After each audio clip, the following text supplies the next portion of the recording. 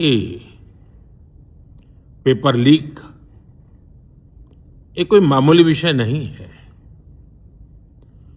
लाखों विद्यार्थी और उनके अभिभावकों के लिए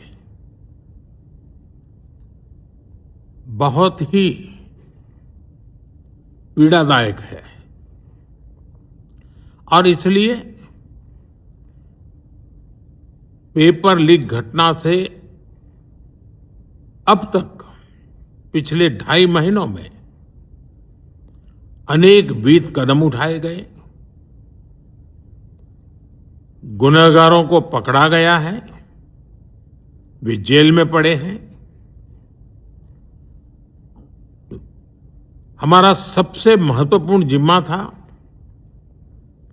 कि विद्यार्थियों का 1 वर्ष बर्बाद न हो। तत्काल परीक्षाएं लेना बहुत जरूरी था। सरकार ने अभी पूरी शक्ति का उपयोग करके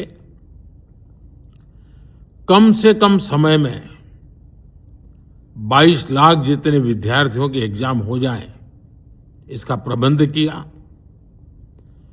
और अभी 5-6 दिन पहले 19 तारीख को रिजल्ट भी आ गया और देश भर में उत्तीर्ण हो गए विद्यार्थियों की खुशियों की खबरें भी आ रही हैं। लेकिन हम वहां पर संतोष मानने वाले लोगों में से नहीं है और इसलिए मैंने आज फास्ट ट्रैक कोर्ट के लिए विभागों को निर्देश दिए थे। आज विभागों ने लगातार मेहनत करके देर रात मुझे मुसद्दा भी दे दिया।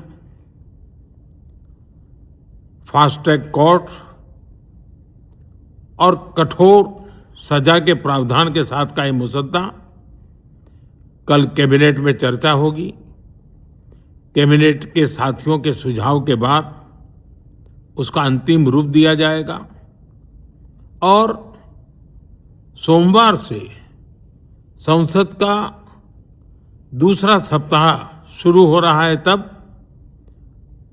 जल्द से जल्द उस बिल को सदन में पारित कराने का प्रयास किया जाएगा।